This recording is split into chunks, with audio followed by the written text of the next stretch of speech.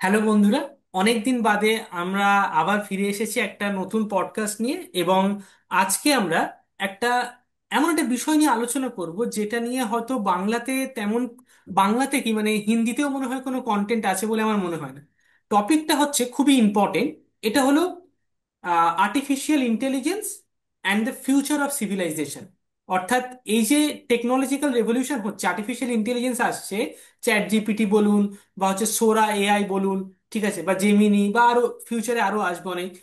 তার ফলে পৃথিবীর ভবিষ্যৎটা কেমন হবে, পৃথিবীর মানে আজ থেকে 30 বছর পরে বা 50 বছর পরে পৃথিবীর ফিউচারটা কেমন হবে, আর আজকের দিনে এই টেকনোলজির ফলে কি ক্রাইসিস বা কি ধরনের সমস্যার আমরা সম্মুখীন হচ্ছি। এই দুটো বিষয় নিয়ে আমরা আজকের ভিডিওতে আলোচনা করব। ওকে। আর আমাদের সাথে আছে নায়েম ভাই, বাংলাদেশ থেকে। তোমরা সবাই হয়তো জানো, ওনার চ্যানেলের নাম হচ্ছে সাইকিটক। যদি না জানো তাহলে অবশ্যই গিয়ে চেক আউট করবে, খুব সুন্দর চ্যানেল। আগেও আমাদের অনেক পডকাস্ট হয়েছে এবং এটা হচ্ছে আমাদের আরো একটা নতুন পডকাস্ট, অনেকদিন পরে আমরা একসঙ্গে বসছি। তো সবার প্রথমে নায়েম ভাই, তোমার এই বিষয়ে কি মতামত? মানে আর্টিফিশিয়াল ইন্টেলিজেন্স কিভাবে আমাদের সমাজকে বা আজকের যে জেনারেশনকে সেটাকে প্রভাবিত করছে, সেই বিষয়ে তোমার কি মতামত? আসলে এখন আর্টিফিশিয়াল ইন্টেলিজেন্স নিয়ে তো জর্জ হিন্টন ছাড়াও আরো অনেকেই মানে অনেক পডকাস্টে দেখি আমি ইংরেজিতে হুম। আর্টিফিশিয়াল ইন্টেলিজেন্স নিয়ে বিশেষ যারা বিশেষজ্ঞ অলরেডি তারা তো এগুলো নিয়ে অনেক কথাবার্তাই বলছে বিষয়গুলো নিয়ে। তো আমার কাছে আমি ব্যক্তিগতভাবে চ্যাট জিপিটি ইউজ করতে যে যেটা দেখলাম, বা চ্যাট জিপিটি বা এই সোরা, তারপর আরো যত সব ভিডিও এডিটিং বিষয়গুলো আসতেছে, ভিডিও বানায় দিতেছে, ছবি বানিয়ে দিচ্ছে। তো এগুলো নিয়ে আমি যত ঘাটাঘাটি করে দেখলাম যে আসলে আহ মানুষ ভিতরে যা, হ্যাঁ, ওইটাই চ্যাট জিপিটি উৎপাদন করবে আসলে। হুম।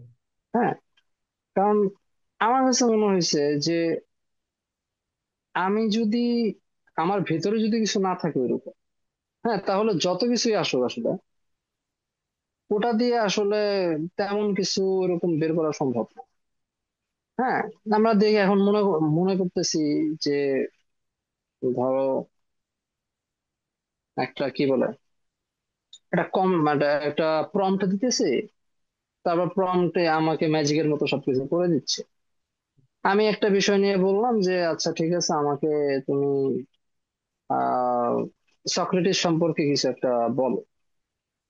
হ্যাঁ, কিন্তু কথা হলো যে আমি আসলে আহ কোন ধরনের প্রম্পটটা দিলে বা জীবনের কোন পরিস্থিতিতে কোন প্রম্পটটা দিলে অ্যাকচুয়ালি আসলে আমার জন্য ওটা কার্যকরী হবে। হ্যাঁ, এই যে বোধটা, এই যে বুস্টটা, এই বুস্টটা আসলে মানে তৈরি করাটা বা এটার যে একটা সেন্স, এইটা ডেভেলপ করাটা আসলে ইন ইটসেলফ আসলে অনেকটা ইন্টেলিজেন্সের দাবি রাখে। এখন ওইটা তো আমি আসলে চ্যাট জিপিটি যারা ইউজ করে আমি যেসব কন্টেন্ট টন্টেন্ট দেখতেছি, আমি তো ওরকম দেখি না। হ্যাঁ, হাতে গোনা কয়েকজনই আছে যারা ওই চ্যাট জিপিটি দিয়ে অনেক বিউটিফুল কিছু ক্রিয়েট করতেছে। আর আরেকটা জিনিস আমি খেয়াল করছি, চ্যাট জিপিটি দিয়ে আসলে তারাই বেশ ভালো করতে পারতেছে, বা এই চ্যাট জিপিটি, গ্রক, ক্লড, আরো যা যেসব সফটওয়্যার আছে বা যেগুলো আছে, চ্যাট জিপিটির যেসব এআই বা ওপেন এআই যেগুলো আছে, তো ওইগুলো দিয়ে আসলে তারাই ভালো করতে পারতেছে যারা আসলে ওই বিষয়টা সম্পর্কে গভীরভাবে জানে। তো ওটা তাদেরকে হেল্প করতেছে। কিন্তু যারা আসলে ওই সাবজেক্টটা সম্পর্কে ওরকম ভাবে জানে না, হুম। তারা কিন্তু আসলে ওই চ্যাট জিপিটি দিয়ে আসলে তেমন কিছু ওইভাবে করতে পারতেছে না। বা হলেও ওইটা আসলে অতটা ভালো হচ্ছে না জিনিসটা। আচ্ছা। তো আমার কাছে মনে হয় যে আমি মাঝখানে একটা জিনিস আর কি চিন্তা করছিলাম, সেটা হলো ইউ আর দ্য অ্যালগোরিদম। হ্যাঁ, তোমাকে কেউ চালাইতেছে না, তুমি আসলে সেইটা। হ্যাঁ, তো তো আমি যদি ওইভাবে এরকম কনসাস না হইতে পারি, তাহলে আসলে যত কিছুই আসুক ওই জিনিস কিন্তু একই থাকবে, হুম। কোনো চেঞ্জ হবে না। আমার কাছে একদম। এটা মনে হয় আর কি। না হলে চ্যাট জিপিটি আসলে বা অন্যান্য যা কিছুই আসে, তাহলে তো মানুষের আরো বোধ বা আমাদের সভ্যতার যে মানদণ্ড, এটা তো আরো হাই হয়ে যাওয়ার কথা ছিল, কিন্তু সেটা তো হচ্ছে না। উল্টো দেখতে পাচ্ছি যে ওটা আরো ডিক্লাইনের দিকে চলে যাচ্ছে। হ্যাঁ, ওই আমার কাছে এটাই মনে হয় যে ইউ আর দ্য অ্যালগোরিদম। হুম, তো আমি যেরকম করে যেভাবে জিনিসটাকে দেখবো, বা বা হুম, আমার যেভাবে বিকাশ হবে, আমার হাত ধরে আসলে বাকি সব জিনিসের বিকাশ হবে আসলে, সেটা সমাজ হোক, প্রযুক্তি হোক, জ্ঞান হোক, বিজ্ঞান হোক, সবকিছু। বুঝেছি। একটু ভাববাদী দার্শনিক পার্সপেক্টিভ থেকে দেখলে একটু ভাববাদী দৃষ্টিকোণে চলে যাবে এটা। বুঝেছি। এখানে তাই। আমার হ্যাঁ, কতগুলো জিনিস বলার আছে। সবার প্রথমে যেটা নাইম ভাই যেটা আর কি পয়েন্ট আউট করেছে যে ইউ আর দ্য অ্যালগোরিদম, যেটার সাথে আমিও অনেকটাই এগ্রি করি। তবে এটা হচ্ছে ইন্ডিভিজুয়ালিস্টিক পয়েন্ট অফ ভিউ। মানে সবার প্রথমে চ্যাট জিপিটি এবং আর্টিফিশিয়াল ইন্টেলিজেন্স দুটোর মধ্যে একটু পার্থক্য আছে। চ্যাট জিপিটি আর আর্টিফিশিয়াল ইন্টেলিজেন্স একই নয়। আর্টিফিশিয়াল ইন্টেলিজেন্সের একটা ছোট্ট পার্ট হচ্ছে চ্যাট জিপিটি, এবং এটা হচ্ছে হ্যাঁ, হ্যাঁ, এখন জেনারেল। exactly। মানে এখনো এজিআই আসেনি, মানে এটা হচ্ছে মানে খুব বেসিক লেভেলে আছে, একদম বেবি স্টেপে আছে চ্যাট জিপিটি, এবং পরবর্তীকালে আরো অনেক ইমপ্রুভ, মানে আরো অনেক মানে ইভলভ হবে চ্যাট জিপিটির মতো যে সমস্ত আর্টিফিশিয়াল ইন্টেলিজেন্স গুলো আছে। এবং এটা জাস্ট একটা পার্টিকুলার ইউজ আর্টিফিশিয়াল ইন্টেলিজেন্সের। কিন্তু এই যে অনেক রকমের হ্যাঁ, আর্টিফিশিয়াল ইন্টেলিজেন্স আছে, পিকচার থেকে অডিও ক্রিয়েট করা হচ্ছে, অডিও থেকে টেক্সট ক্রিয়েট করা হচ্ছে, টেক্সট থেকে ভিজুয়ালস ক্রিয়েট করা হচ্ছে, ভিজুয়ালস থেকে আবার মানে টেক্সট ক্রিয়েট করা হচ্ছে, তারপর সেগুলোকে মিক্স করা হচ্ছে। যেমন মানুষ পৃথিবীতে অস্তিত্ব নেই সেই মানুষের ছবি তার অডিও তৈরি করা হচ্ছে, যে জায়গাটার অস্তিত্ব নেই সেটা তৈরি করা হচ্ছে, এবং অরিজিনাল মানুষটাকে হুম, সাবস্টিটিউট করে তার মতো অন্য অডিও ভিডিও ইত্যাদি তৈরি করা হচ্ছে। সো মানে অরিজিনাল ফুটেজের সঙ্গে অরিজিনাল জিনিস যেটা ইন্টারনেটে আছে তার সাথে হচ্ছে যা কিছু ফেক, যা কিছু আর্টিফিশিয়ালি তৈরি করা হচ্ছে, সেগুলো মিক্সড আপ হয়ে যাচ্ছে এবং একটার থেকে আরেকটাকে আলাদা করে বোঝা যাচ্ছে না। এবার এটা ফাইনালি কোথায় গিয়ে পৌঁছাবে, মানে শেষমেশ এটা কোথায় গিয়ে পৌঁছাবে? এখানে তিনটে প্রধান প্রশ্ন আমাদেরকে বুঝতে হবে। সবার প্রথম প্রশ্ন হচ্ছে যে এটা প্রত্যেকটা মানুষের মনে কিরকম প্রভাব ফেলবে। যেমন এই প্রশ্নটার মানেটা কি, যদি আমি আজ থেকে 20 বছর আগের কথা ভাবি, মানে আমাদের জেনারেশন, মানে আমরা, নাইম ভাই, আমরা সবাই জানি, আমার আমার এখনো মনে আছে ছোটবেলায় যখন মোবাইল ফোন ছিল না, সেই সময়ের কথা আমার এখন স্টিল মনে আছে। কিন্তু এখন যারা জন্ম হচ্ছে তারা জন্মের পর থেকেই Instagram, Facebook, chat GPT, Google, মানে তারা ইন্টারনেট দেখছে। তো আগে একটা পৃথিবী ছিল যখন আমাদের মনটা দুটো জগতে কাজ করতো, মানে আমাদের অ্যাটেনশনটা দুটো জগতে কাজ করতো। একটা হচ্ছে নর্মাল ফিজিক্যাল ওয়ার্ল্ড, যেখানে হচ্ছে লাইক ফর এক্সাম্পল গাছপালা আছে, ঘর বাড়ি আছে, গাড়ি ঘোড়া আছে ইত্যাদি। আর একটা হচ্ছে আমাদের মেন্টাল ওয়ার্ল্ড, সাইকোলজিক্যাল যে ওয়ার্ল্ড, বা যেখানে আমরা ডকুমেন্টস বা বিভিন্ন রকমের জিনিস সিম্বলিক্যালি আমরা লিখে রাখি, আমাদের জাতীয় পতাকা দেওয়া থাকে, আর ট্রাফিক লাইট ইউজ করি, আমরা সাইকোলজিক্যালি সিগন্যাল ইউজ করি একে অপরের সাথে। আর এটা নর্মাল ফিজিক্যাল ওয়ার্ল্ড, এই দুটো ওয়ার্ল্ড, সাইকোলজিক্যাল আর ফিজিক্যাল। কিন্তু এখন হচ্ছে আরেকটা 3 নম্বর ওয়ার্ল্ড চলে এসেছে, যেটা হচ্ছে ডিজিটাল ওয়ার্ল্ড। আগে আমাদের পুরো হুম, অ্যাটেনশনটা ফিজিক্যাল ওয়ার্ল্ডে থাকতো, সবসময় আমরা দেখছি শুনছি, কিন্তু এখন কি হয়, অ্যাটেনশনটা মানে প্রথম প্রথম যখন ফোন আসে, ইন্টারনেট আসে, তখন আমরা সারা দিনের মধ্যে হয়তো 30 মিনিট বা 20 মিনিট আমরা ফোনে কথা বলছি, মোবাইল ফোনে একটু গেম খেললাম, ব্যাস, তারপর রেখে দিলাম, নর্মাল ফিজিক্যাল ওয়ার্ল্ডে আছি। তারপর আস্তে আস্তে কি হলো, দিনে 20-30 মিনিট না, বরঞ্চ দিনে 1 ঘন্টা 2 ঘন্টা, তারপর কি হলো, সেটা আরো বেড়ে গেল। এবং এরকম করতে করতে এখন দিনে সেটা 50-50 হয়ে গেছে, বা তার থেকেও অনেকের ক্ষেত্রে বেশি। অনেকে তো জব করে, এন্টারটেনমেন্ট করে পুরোটাই ইন্টারনেটে, মানে ফিজিক্যাল ওয়ার্ল্ডে হয়তো সে 2 ঘন্টা 3 ঘন্টা টাইম কাটাচ্ছে, 8-10 ঘন্টা ঘুমাচ্ছে, আর বাকি সময়টা হচ্ছে মানে সে ডিজিটাল ওয়ার্ল্ডের মধ্যে কাটাচ্ছে, আইদার অফিসে কাজ করছে, নাহলে ইউটিউব দেখছে, নাহলে অন্য কাজ করছে। এই যে অ্যাটেনশনটা বারবার স্পিন হচ্ছে, মানে একবার ফিজিক্যাল ওয়ার্ল্ড, একবার ডিজিটাল ওয়ার্ল্ড, একবার ফিজিক্যাল, একবার ডিজিটাল, বারবার শিফট হওয়া, এবং একবার সাইকোলজিক্যাল, যার ফলে একজন মানুষের অ্যাকচুয়াল মানে চেতনার স্তরটা কতটা ভেঙে যেতে পারে, ব্রেক হয়ে যেতে পারে। এবং অ্যাকচুয়াল ফিজিক্যাল ওয়ার্ল্ড থেকে যদি ডিজিটাল ওয়ার্ল্ডে বেশিরভাগ অ্যাটেনশনটা আমরা দিয়ে রাখি, তাহলে আমাদের মনটা কতটা বেশি ওভার এক্সাইটেড, বা মানে অপ্রয়োজনীয়ভাবে অতিরিক্ত উত্তেজনার মধ্যে সবসময় থাকবে, যার ফলে সেই পার্টিকুলার মানুষটার চেতনাটা বিকৃত হয়ে যাবে, পাল্টে যাবে। এবং যেটা আমরা অলরেডি দেখতে পাচ্ছি ইন্টারনেটের জগতে, এটা হচ্ছে প্রথম বিষয়, যে একজন বিশেষ মানুষের উপরে আর্টিফিশিয়াল ইন্টেলিজেন্স কিরকম প্রভাব বিস্তার করতে পারে। আমরা সবাই জীবনে অনেক সময় ভুল সিদ্ধান্ত নিই, যার ফলে আমাদেরকে অনেক কষ্ট পেতে হয়। আমরা যে সময়ের মধ্যে যতটা পরিমাণ কাজ করতে চাই সেটা করে উঠতে পারি না, সেই কাজটা না করতে পারার জন্য আমাদের অনেক বেশি সময় লেগে যায়। অনেক সময় যে উদ্দেশ্যটা বা যে স্বপ্নটার জন্য আমরা কাজ করছি, আমরা অনেক কাজ করার পরেও, অনেক পরিশ্রম করার পরেও সেই উদ্দেশ্যটা সফল হয় না, আমরা ব্যর্থ হয়ে যাই। এবং এমনটা একবার নয়, বরং বারবার হতে থাকে। কেন এরকম হয়? এর পিছনে সবার প্রধান কারণ হচ্ছে আমাদের মাইন্ডসেট।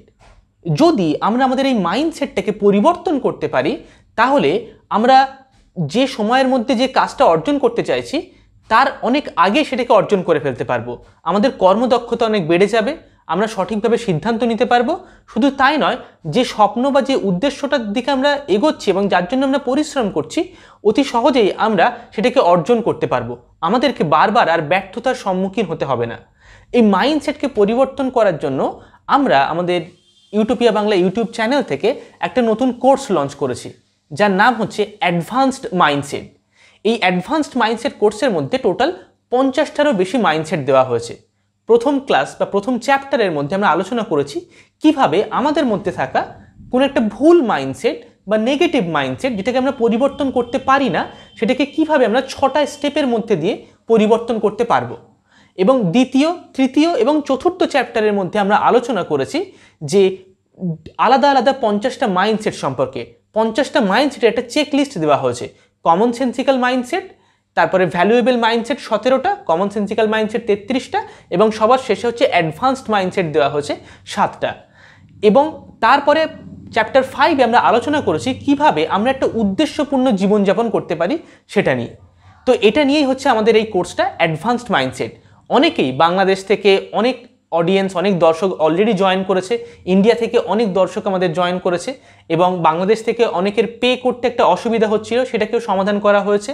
এবং অনেকে লাস্টের 3টে ক্লাস পায়নি, সেই ক্লাসগুলো তাদেরকে প্রোভাইড করা হয়েছে, এবং প্রত্যেকের ফিডব্যাক খুবই ভালো।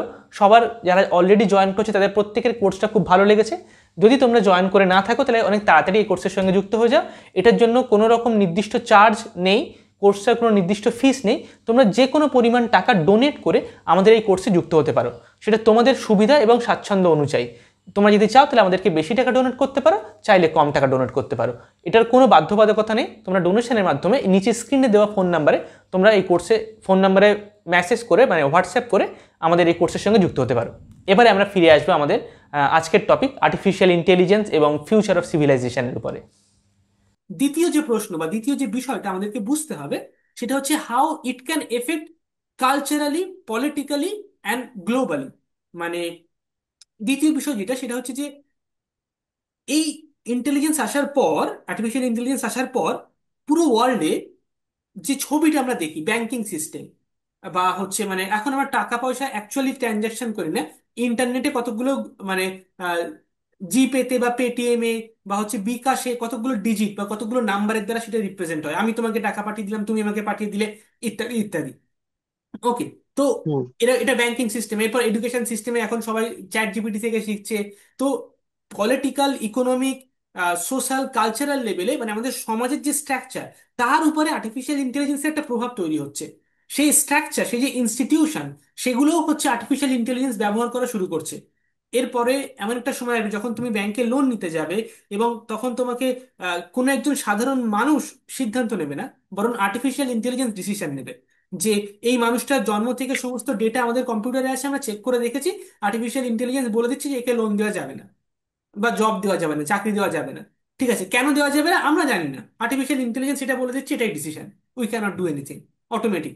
তো সোশ্যাল স্ট্রাকচারের উপরে কি প্রভাব পড়বে এবং তারপরে পৃথিবীটা কেমন হবে, সেই সমাজটা কেমন হবে যখন আর্টিফিশিয়াল ইন্টেলিজেন্স আর সোশ্যাল স্ট্রাকচার দুটো আলাদা করে ডিফাইন করা যাবে না। এখনো পর্যন্ত আমরা বুঝতে পারছি যে আর্টিফিশিয়াল ইন্টেলিজেন্স সোসাইটিতে প্রভাব বিস্তার করছে, কিন্তু পরে একটা সময় আসবে যখন আর্টিফিশিয়াল ইন্টেলিজেন্স আর সোসাইটি মিলেমিশে একটা স্ট্রাকচার হয়ে যাবে, তখন দুটোকে একটার থেকে একটা আলাদা করা যাবে না। সেই সময়টা কেমন হবে, তখন পৃথিবীটা বা সোসাইটিটা কেমন হবে? এটা হচ্ছে 2 নম্বর প্রশ্ন। এবং 3 নম্বর প্রশ্ন, সেই সময়ে কালচারাল কনসাসনেসটা কেমন হবে?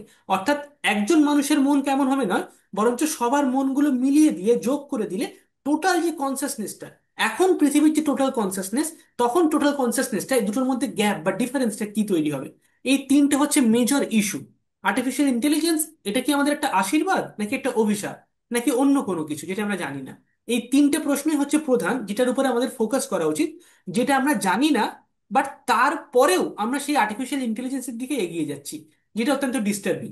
মানে আমি এটা বলছি না যে আর্টিফিশিয়াল ইন্টেলিজেন্স খারাপ বা বাজে বা এর ফলে অনেক ক্ষতি হবে।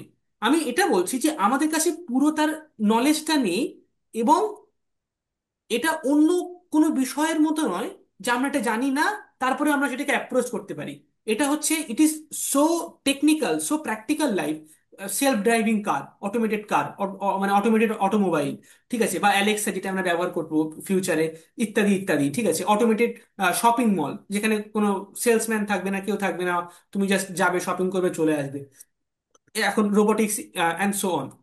তো এর ফলে অ্যাকচুয়ালি মানে টোটাল কনসিস্টেন্সি কি হবে, দ্যাট ইজ দ্য ওয়ারি। মানে সেই জিনিসটা না জেনে আমরা সেটাকে ব্যবহার করতে শুরু করে দিচ্ছি।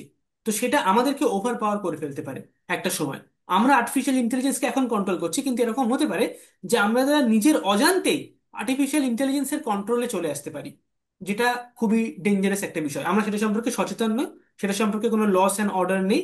মোস্ট প্রবাবলি অস্ট্রেলিয়াতে অলরেডি একটা নিয়ম করে দিয়েছে যে 18 বছরের নিচে ছেলে মেয়েরা ইনস্টাগ্রাম, ফেসবুক, এই সমস্ত অ্যাকাউন্ট তৈরি করতে পারবে না বা সোশ্যাল মিডিয়া অ্যাপ ইউজ করতে পারবে না, ইত্যাদি ইত্যাদি। মোস্ট প্রবাবলি অস্ট্রেলিয়া, আমার এক্স্যাক্টলি মনে পড়ছে না তো। কোন একটা কান্ট্রি হ্যাঁ, করবে। অস্ট্রেলিয়াতে। অস্ট্রেলিয়াতে না, হ্যাঁ, আগের বছর। অস্ট্রেলিয়া হ্যাঁ, অস্ট্রেলিয়াতে। যেটা যেটা আমার I I agree, totally agree with you, মানে এগ্রি এই পয়েন্টের সাথে। এটা প্রত্যেকটা কান্ট্রির করা উচিত, ঠিক আছে, কারণ আমাদের কনসিয়াসনেস থেকে পুরোটা বিকৃত করে দেয় ইন্ডিভিজুয়াল লেভেলে, এবং সোশ্যাল স্ট্রাকচারাল হ্যাঁ, লেভেলে আরো বড় এটার প্রবলেম। হ্যাঁ, এটা তো এটার সাথে আরেকটা জিনিস অ্যাড করা যায়, সেটা হলো যে মানুষ আসলে অনেক ডিসেন্সিটাইজ হয়ে যাচ্ছে। এক্স্যাক্টলি। হ্যাঁ, মানে এ- এ- এত জিনিস চলে আসছে যে মানুষ তার নিজের সংবেদন হারিয়ে ফেলতেছে। হুম।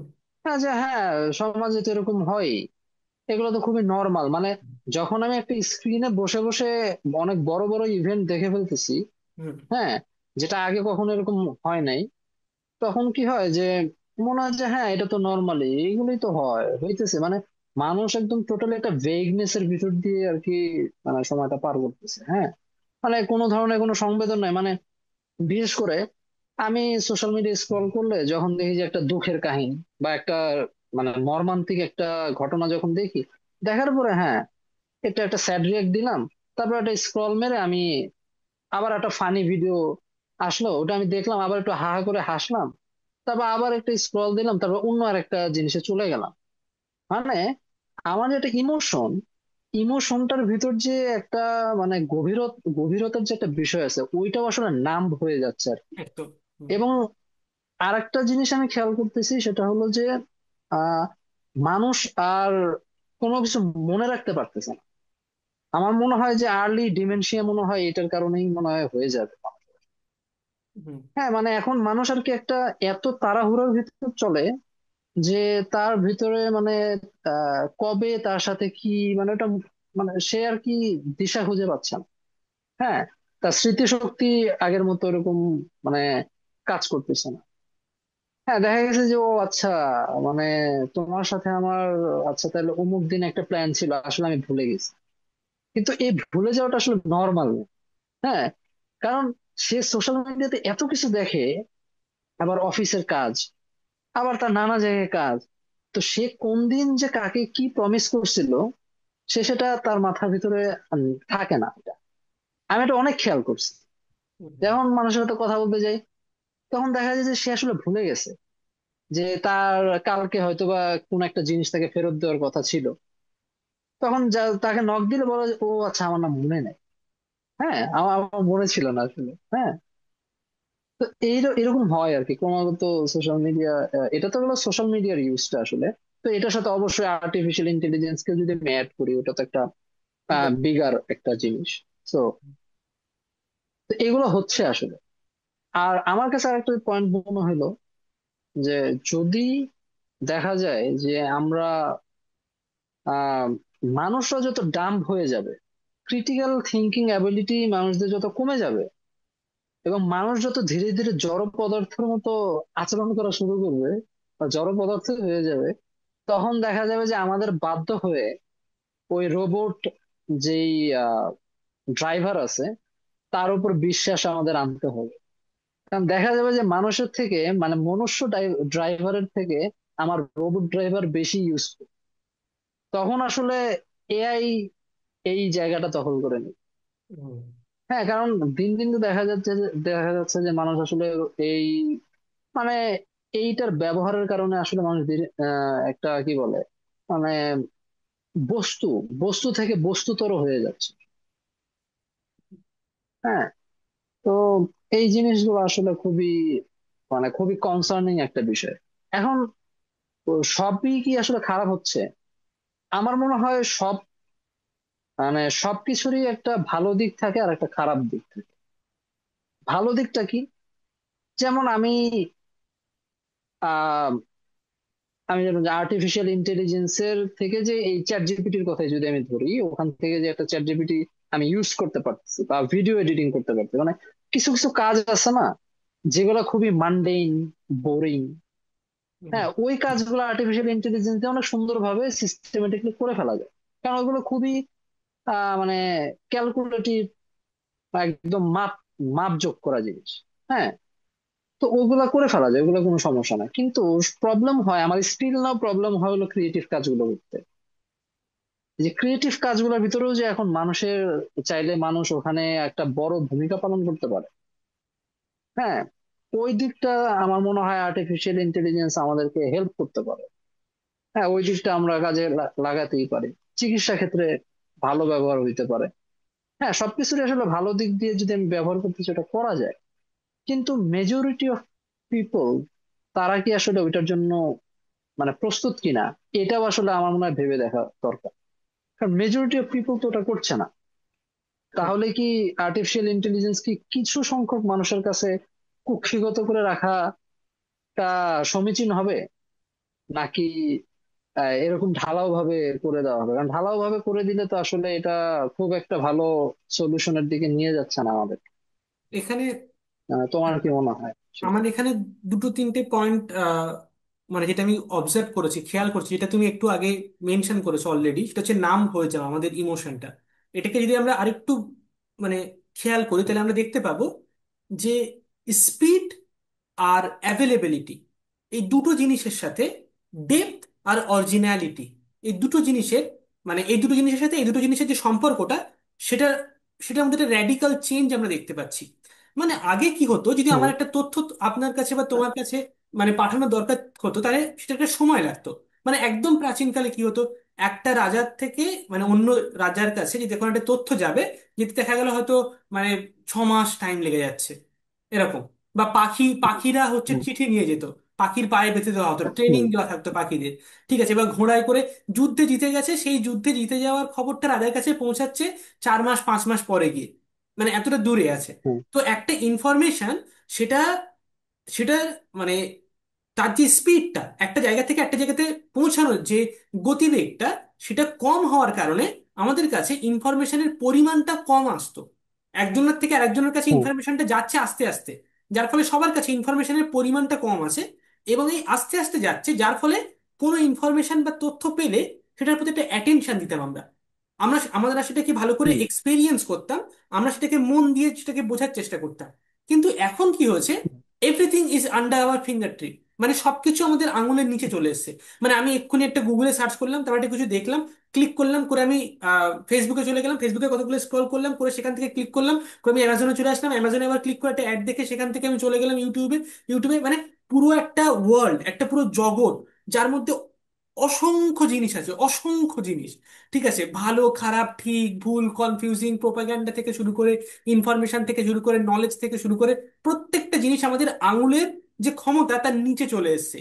এই যে একটা পাওয়ার, একটা যে ক্ষমতা, যে আমার কাছে সমস্ত কিছুর অ্যাভেলেবিলিটি আছে, এই জিনিসটার এক্সট্রিম অ্যাভেলেবিলিটি আর খুব স্পিডে, খুব তাড়াতাড়ি, একদম ইনস্টান্টিনিয়াসলি, তাৎক্ষণিকভাবে আমরা পেয়ে যাচ্ছি, খুব খুব তাড়াতাড়ি আমরা পেয়ে যাচ্ছি, যার ফলে কোনো জিনিসকে আমরা প্রকৃত মূল্যটা দিচ্ছি না, আমরা বুঝতে পারছি না যে এই তথ্যটার গুরুত্ব কতটা বেশি, বা আদেও কি আমার কাছে এটার কোনো গুরুত্ব আছে।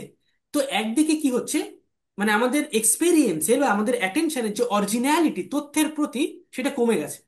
কারণ তথ্য তো অনেক হুম। বিকৃত তথ্য তৈরি হচ্ছে, অনেক প্রডিউস হচ্ছে অনেক, মানে ফেক নিউজ থেকে শুরু করে, মানে অপ্রয়োজনীয় জিনিস থেকে শুরু করে, মানে এখন তো কেউ মানে 3টে বই পড়ে নিলে নিজেকে এক্সপার্ট মনে করে সবকিছুতে। আমি 3বার গীতা পড়ে নিয়েছি, তো আমি এখন স্পিরিচুয়ালিটি সবকিছু বুঝে গেছি। ঠিক আছে, মানে এরকম তো হয় না, এতটা হুম। সহজ হুম। নয় তো হুম। জিনিসগুলো। ঠিক আছে, সবাই সবাই ইউটিউবে হুম। বিভিন্ন বিষয় নিয়ে জ্ঞান দিতে শুরু করে দিয়েছে।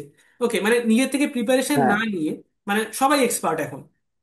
সবাই একে অপরকে মানে মতামত। ভেতরটা, মানে এই জ্ঞানগুলো ওইভাবে আসার জন্য, মানে জ্ঞানগুলোর যে মানে একদম ফুললি এক্সপিরিয়েন্সড হওয়ার জন্য যেই মানে মেহনতটা করতে হয়, হুম। ওটা আর হচ্ছে না। মানে একদম ইন্টারনালাইজ যে হইতে হয়, না না ওই জিনিসটা হচ্ছে না। না, মানে আমি ওটা উপরে উপরে একটা মানে চ্যাট জিপিটি দিয়ে আমি লিখলাম যে আচ্ছা আমাকে বুদ্ধ সম্পর্কে বলো, আমাকে আহ আহ, বা এই ঋষি, তারপরে আরো যারা যারা আছে, এই মুনি ঋষিদের সম্পর্কে আমাকে বলো।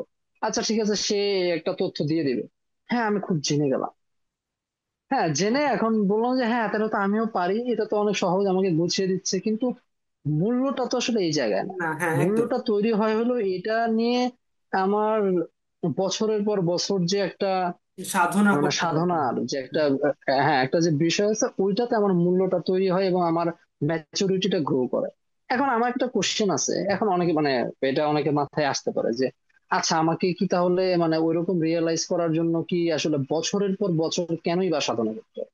হুম। মানে বছরের পর বছর আমার ওইটা হলেই বা কেন আমার ওইরকমটা হবে? আমার আমার এখন তাহলে এটা কি কোনো প্রগতি হইলো? হ্যাঁ, মানে প্রযুক্তির যুগ, এখন তো যেটা করতে 7 বছর লাগবে সেটা এখন 7 মিনিটে হয়ে যাওয়ার কথা। হ্যাঁ, কিন্তু আমার কাছে মনে হয় যে কিছু কিছু জিনিস আছে, আমার মনে হয় ওটা 7 মিনিটের জন্য না, হুম, ওইটার জন্য মনে একদম হয় সারা জীবন ব্যয় করতে হয়। একদম হ্যাঁ, এগ্রি। কারণ এরকমটা হইলে আসলে তাহলে তো দেখা যেত যে এখানটাতে এসে মনে হয় যে আমার ইনফরমেশন, জ্ঞান আর প্রজ্ঞা, এই তিনটার আসলে একটা তফাৎ মনে হয় হ্যাঁ অবশ্যই মানে একদম। বোঝা যায়। হুম। হ্যাঁ, ইনফরমেশন মানে কি যে আচ্ছা ঠিক আছে ইনফরমেশন হ্যাঁ আসছে, ওকে ফাইন।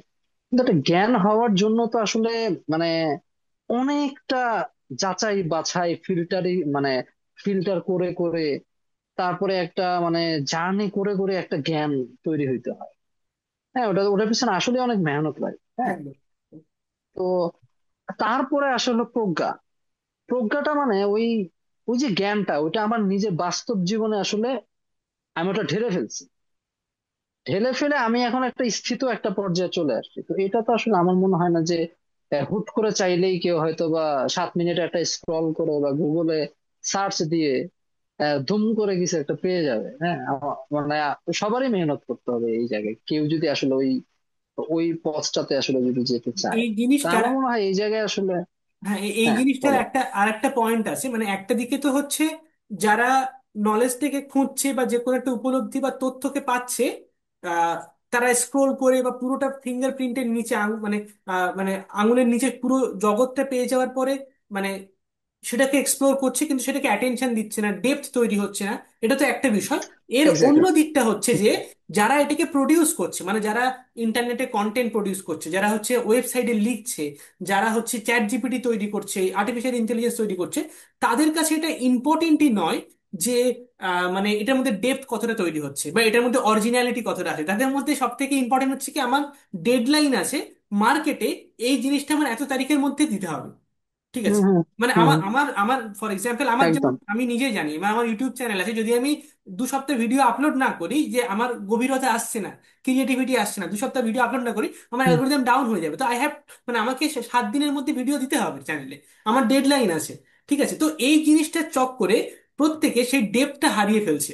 ঠিক আছে, আমি শুধু এটা মানে লাইক যারা প্রডিউস করছে, মানে যারা একদিকে রিসিভ করছে তারা তো ডেপতে পাচ্ছে না, যারা প্রডিউস করছে তারা তো সেই ডেপ থেকে ওখানে দিচ্ছেই না, তাহলে পাওয়ার কোনো প্রশ্নই ওঠে না। ঠিক আছে, প্লাস হম এটা হম এটা হচ্ছে খুব ভাইটাল পয়েন্ট। এটা তো গেলে একটা বিষয়। আরেকটা বিষয় হচ্ছে যদি আমরা একটু আর যদি বড় স্তরে যদি আমরা ভাবি, জিনিসটাকে নিয়ে ভাবি, যেমন একটু আগে বললাম যে স্পিডটা অনেক বেশি হয়ে যাওয়ার ফলে তথ্যের পরিমাণ, মানে অনেক বেশি পরিমাণ আমাদের কাছে তথ্য অ্যাভেলেবেল আছে, যা যে কোনো তথ্য আমি চাইলে হম এখন পেয়ে যেতে পারি, যার ফলে তার মূল্যটা অনেক একদম। কমে গেছে, তার মূল্যটা অনেক কম হয়ে গেছে। এখন তথ্যের পরিমাণ এত বেশি আর অ্যাটেনশনের পরিমাণ অনেক কম হয়ে গেছে, কিন্তু আগে মানুষের কাছে অ্যাটেনশন বেশি ছিল, তথ্য কম ছিল, যার ফলে তখন তথ্যের মূল্য ছিল, কিন্তু অ্যাটেনশন যেহেতু অনেক বেশি ছিল হ্যাঁ অ্যাটেনশনের মূল্যটা একটু কম ছিল তথ্যের তুলনায়। কিন্তু আজকের দিনে এত পরিমাণ তথ্য চলে এসেছে আর অ্যাটেনশন সেই তুলনায় কম হয়ে যাওয়ায় অ্যাটেনশনের মূল্যটা বেড়ে গেছে, তথ্যের মূল্যটা কম। তো আমাদেরকে এটা বুঝতে হবে যে আমাদের নিজের মাইন্ডের উপরে বেশি ইম্পর্টেন্স দিতে হবে, নিজের অ্যাটেনশনকে আমরা কিভাবে খরচ করছি। যেমন টাকা সেভিংস করতে হয়, তারপর সেটাকে মাল্টিপ্লাই করতে হয় কম্পাউন্ড এফেক্টে, না হলে আমরা মানে টাকাটাকে গ্রো করাতে পারি না, ঠিক তেমনই আমাদের অ্যাটেনশনটাকেও মাল্টিপ্লাই করানোর দরকার, সেটাকে সেভ করে রাখার দরকার, রক্ষা করে রাখার দরকার। অনেকগুলো নয়েজ, যে কোনো কিছু একটা ইউটিউবে দেখে নিলাম, যে কোনো কিছু একটা ফেসবুকে, একটা গুগলে, বা যে কোনো একটা নতুন একটা আর্টিফিশিয়াল ইন্টেলিজেন্স, যে কোনো একটা তথ্য চলে আসছে আমার চেতনার মধ্যে, সেটাকে ফিল্টার করতে পারা, সেটাকে একটা রেস্ট্রিকশন দেওয়া, একটা বাধা দেওয়া, একটা লিমিট করা সেটাকে, ঠিক আছে, সেই জিনিসটা খুবই ইম্পর্টেন্ট, এই স্কিলটা শেখা। এবং তো এটা গেলে একটা পয়েন্ট। দ্বিতীয় বিষয়, আমি বড় মানে কলেকটিভ বা কনসাসনেসের যে লেভেলটা, সেখানে আমি একটু পরে আসবো। তার আগে আমি আরেকটা বিষয় বলতে চাই। সেটা হচ্ছে যে এই যে আহ, পুরো যে আর্টিফিশিয়াল ইন্টেলিজেন্সটা যে তৈরি হচ্ছে এবং আমাদের সোসাইটিতে যে মানে যা কিছু ঘটছে এই মুহূর্তে, এই সব কিছুর মানে টোটাল যে রেজাল্টটা, নেট রেজাল্টটা, সেটা সম্পর্কে যে আমরা জানি না এমনটা নয়, বরং বিষয়টা হচ্ছে যে আমরা যে জানি না সেই জিনিসটাও আমরা জানি না। ওকে, মানে আমরা ভাবছি আমরা আচ্ছা, সবকিছু হ্যাঁ। জানি, ঠিক আছে, আমরা ভাবছি যে আমরা সবকিছু জানি, আমরা ভাবছি যে হ্যাঁ আর্টিফিশিয়াল ইন্টেলিজেন্সের ফলে আমাদের ক্ষতি হতে পারে, ব্রেনে প্রবলেম হতে পারে, আমরা বুঝতে পারছি, বা সোসাইটিতে এরকম প্রবলেম হতে পারে। বাট আমরা যতটা দেখতে পাচ্ছি মানে তার বাইরে আরো অনেক বিষয় আছে এবং সেগুলো আমরা জানি না, এবং আমরা যে সেটা জানি না সেটাও আমরা জানি না। এই ডবল আননোন, এই জিনিসটা হচ্ছে সব থেকে বেশি প্রবলেম্যাটিক, ঠিক আছে। এবং আজকের দিনে আমরা ডিস্ট্রাকশনটাকে একটা নর্মালাইজেশন করার চেষ্টা করছি। মানে জন্মগতভাবেই যখন একটা শিশু সবসময় ডিস্ট্রাক্টেড থাকবে ছোটবেলা থেকেই, তার কাছে কনসেন্ট্রেটেড মাইন্ড আর ডিস্ট্রাক্টেড মাইন্ডের মধ্যে কোনো ডিফারেন্স থাকবে না। যে সবসময় একটাই রং হুম। দেখে তার কাছে দুটো রঙের মধ্যে কোনো পার্থক্য থাকে না। যে জন্ম থেকে ছোটবেলা থেকে আজকালকার দিনে বাবা মায়েরা যখন ছেলে মেয়ে ভাত খাবার খেতে চাইছে না, চল মোবাইল ফোনে এটা ভিডিও দেখতে দেখতে খেয়ে নেবে, ঠিক আছে, গান মোবাইল ফোন শুনতে দিয়ে শুনতে দিই, খেয়ে হ্যাঁ, নেবে, হ্যাঁ। ঠিক আছে। রিসেন্ট টাইমে অটিজম, অটিজম বলে একটা রোগ, মানে ছেলে মেয়েরা কথা বলতে যে তোতলা হয়ে যাচ্ছে, অনেকে কথা বলা শুরু করছে, হুম, মানে অনেকে তো 1 বছর বয়সে শুরু করতো, কিন্তু এখন 4 বছর 5 বছর হয়ে যাচ্ছে বয়স, কিন্তু তারপরে তারা কথা বলছে না, ঠিক আছে। কারণ কারণ ডক্টররা এটা অলরেডি ক্লিনিক্যালি প্রুফ, মানে মেডিকেল সায়েন্সে এটা অলরেডি চলে এসেছে। মানে এই জিনিসটা কোভিড-19 যে হয়েছে সেই সময়কালের পর থেকে অনেক বেড়ে গেছে সংখ্যায়। অলরেডি যারা দর্শক তাদের মধ্যে হয়তো অনেকেই আপনারা জানেন যে আহ, অনেকে কথা বলতে পারছে না বা তোতলা কথা বলছে, বা অনেকে মানে বিভিন্ন রকমের অটিজম যেগুলোকে বলা হয় যে প্রবলেম হচ্ছে, সেটা কেন হচ্ছে? মোবাইল ফোন বেশি, রিডিং পড়তে পারতেছে না, রিডিং পড়তে পারতেছে না রিডিং করতে অনেকে, পারছে না, মানে একদম একদম, ওয়ার্ড হ্যাঁ, ল্যাঙ্গুয়েজ কম্প্রিহেন্ড এটা করতে নিয়ে পারছে না, একদম। এই এই যে প্রবলেমটা, এটা কোভিড-19 পর থেকে বেড়ে গেছে, কারণ ওই সময়ের পরে আমাদের একটা হ্যাবিট হয়ে গেছে ওই 2 বছরে, যে ইন্টারনেটের জগতে বেশি অ্যাটেনশন দেওয়া। তারপরে থেকে সেই হুম, হ্যাবিটটা, সেই মেন্টাল ইমপ্রিন্টটা পুরোপুরি আমরা এখনো ওভারকাম করিনি। কারণ ওই 2 বছর তো আমরা ঘরের মধ্যে বসেছিলাম। তার আগে তার আগে জগতে ইন্টারনেটটার দিকে আমরা, পৃথিবীটা যাচ্ছিল স্লো স্লো ধীরে ধীরে, কিন্তু 2 বছর যখন সবাই ঘরে বসে আছে, হঠাৎ করে সেটা বেড়ে গেছে। এবং এই যে হঠাৎ করে হুম, বেড়ে যাওয়া, সেটাকে অ্যাডপ্ট করার ক্ষমতাটা আসার আগেই সেটাকে ব্যবহার করতে শুরু করে দেওয়া, সেই সম্পর্কে জ্ঞান বা বোধটা আসার আগেই এই জিনিসটার ফলে এই প্রবলেমগুলো তৈরি হচ্ছে। এবং অলরেডি ডক্টররা এটা বলে দিয়েছে, এই অটিজমের পিছনে প্রধান কারণ হচ্ছে একটা, যে সোশ্যালাইজ না করা। ছেলেমেয়েরা জন্মের পর থেকে, মানে আমরা সব সোশ্যাল বিং, সামাজিক, একজনের সাথে একজনের ফিজিক্যালি কথা বলা, দেখা, গাছপালা, খালি পায়ে হাঁটা, বাইরে বের হওয়া। কিন্তু যদি একটা সদ্য জন্ম শিশু, সে যদি সব মানে মোবাইল ফোন দেখতে দেখতে ভাত খায়, দিনে যদি 4 ঘন্টা 5 ঘন্টা 6 ঘন্টা যদি ফোন দেখে, তাহলে তার ব্রেনের উপরে কতটা বাজে এফেক্ট পড়বে ভাবো। সারা জীবনের একদম প্রাইমারি হুম, মানে প্রথম ইমপ্রিন্টটাই হচ্ছে এরকম, প্রথম ইমোশনাল ইমপ্রিন্টটাই। তার উপরে তাহলে মানে পুরো যা কিছু আসবে, তাহলে তার মেন্টাল স্ট্রাকচারটা কতটা বাজে তৈরি হবে, ঠিক আছে, মানে ইটস শকিং থিং পুরো। তো যে বিষয়ে আমাদের সচেতন থাকা উচিত, এবং আমাদের এটা বোঝা উচিত যে ওই মানে আমরা কোথায় আমাদের যে মনে হয় না ফ্রিডম, যে আমার মনে হয় যে আমি স্বাধীন, আমার কাছে মোবাইল ফোন আছে, আমি চাইলে এটা ব্যবহার করতে পারি, চাইলে আমি এটা ব্যবহার না করতে পারি, আমার কাছে স্বাধীনতা আছে, আমি ইউটিউব চাইলে ব্যবহার করতে পারি না করতে পারি, চাইলে ফেসবুক ব্যবহার করবো, চাইলে 1 ঘন্টা চাইলে 2 ঘন্টা, আহ, মানে আমার ইচ্ছা, আমি এখানে ক্লিক করবো নাকি পরেরটায় ক্লিক করবো, আমি স্ক্রোল করতে করতে এখানে থামবো না পরে গিয়ে থামবো, সেটা আমার ইচ্ছাতে হচ্ছে। আমাদের এরকম মনে হয় যে আমাদের স্বাধীনতা আছে, কিন্তু আদতে আমাদের স্বাধীনতা নেই, ঠিক আছে। ওই যে হুম, হুম, স্বাধীনতার যে ফিলিংসটা, যে আমি ক্লিক করতে পারছি, আমি ফ্রিলি এখানে ওখানে ক্লিক করে বিভিন্ন জায়গায় যেতে পারছি এই ছোট্ট মোবাইল ফোনের মধ্যে, ইন্টারনেটের জগতে, ওই ক্লিক করার স্বাধীনতাটা আমার দেওয়া হয়েছে একটা ফিলিংস আকারে। কিন্তু ওই ফিলিংসটা একটা বিরাট বড় সিস্টেম, তার একটা ছোট্ট অংশ। সেখানে কোথাও ফেসবুকের হুম, অফিসে হাজার হাজার এমপ্লয়িজ বসে আছে, লাস্ট 10-15 বছর ধরে তারা প্ল্যানিং করছে কিভাবে যাতে আমার মধ্যে ফিলিংসটা তৈরি করা যায়, যেন আমি স্বাধীন, যেন আমি ফ্রি। কিন্তু যত বেশি ওই না, ফ্রি আমাকে অনেকগুলো চয়েস দিয়ে দেওয়া চয়েস দিয়ে হচ্ছে। দেওয়া হলো, আমি এখানে স্বাধীনভাবে ক্লিক করতে পারি, এখানে ক্লিক করতে পারি, এখানে ক্লিক করতে পারি। একবার যে আমি ওই মানে ওই জিনিসটার মধ্যে ঢুকে গেলাম, ওই স্ফিয়ারটা, ওই ওয়েবটা, স্পাইডার ম্যান মানে মাকড়সার জাল যেমন হয় না, ওর মধ্যে যে আমি একবার পড়ে গেলাম, আমার মনে হচ্ছে আমি স্বাধীন, কিন্তু আদতে আমি স্বাধীন নই, আমি ওখানে আটকে গেছি। আমার ওই স্বাধীনতাটা কনস্ট্যান্টলি ফিল করতে থাকতে হবে, কনস্ট্যান্টলি এখানে ওখানে ক্লিক করতে থাকতে হবে, তবে আমি স্বাধীনতাটা ফিল করব, যেটা অ্যাকচুয়ালি একটা বিরাট বড় পরাধীনতা, একটা ছোট্ট পার্ট। এবং আমরা সেটা বুঝতে পারছি না, আমরা ভাবছি আমরা স্বাধীন, কিন্তু আমরা স্বাধীন নই। ওই স্বাধীনতার একটা ফলস ফ্রিডম, ওই ফ্রিডমটাকেই এক্সপ্লয়েট করছে বড় বড় বিগ কোম্পানিজরা, এবং সোশ্যাল, পলিটিক্যাল, ইকোনমিক যে স্ট্রাকচার সেটাকে ডিস্টর্ট করা হচ্ছে, এবং সেটা কোন ডিরেকশনে যাচ্ছে সেটা আমরা জানিই না, just we just don't know. এবং যতক্ষণ না সমাজে হুম, একদম লোয়ার ক্লাস থেকে আপার ক্লাস সবাই যেটা জানবে, যেমন আজকের দিনে পারমাণবিক বোমা পৃথিবীতে কোনো কান্ট্রির উপরে ফেলবে, ফেললে যে কি ক্ষতি হতে পারে অ্যাটমিক বোম বা পারমাণবিক বোমা পড়া, নিউক্লিয়ার ওয়েপন ইউজ করার ফলে, সেটা অলমোস্ট সবাই জানি আমরা, অলমোস্ট। এবং এটা দুটো দেশের মধ্যে যুদ্ধ হলেও এবং দুটো দেশের মধ্যে যখন যুদ্ধ হলে সেখানে অ্যাটম বোম বা পারমাণবিক বোম, নিউক্লিয়ার ওয়েপন ইউজ করার যে চান্স বা সম্ভাবনা, সেটা হচ্ছে less than 1%, অলমোস্ট। মানে এই মুহূর্তে দুটো দেশ, যেমন ইউক্রেনের সঙ্গে রাশিয়ার যুদ্ধ হচ্ছে, তারপর আরো ওখানে গাজাতে কিছু প্রবলেম চলছে, সেখানে যে পারমাণবিক বোমা যে ইউজ করার চান্স 1%-এরও কম। কারণ আমরা সবাই সেই বিষয়টা সম্পর্কে সচেতন, অ্যাওয়ার, এবং একটা পলিটিক্যাল কালচারাল প্রেশার আছে এই পুরো জিনিসটার উপরে। কিন্তু হুম, এই যে আর্টিফিশিয়াল ইন্টেলিজেন্স সেটা আসার পরে যে কি রকম প্রবলেম হতে পারে, সেটা সম্পর্কে আমরা সাধারণ মানুষরা কেউ জানি না।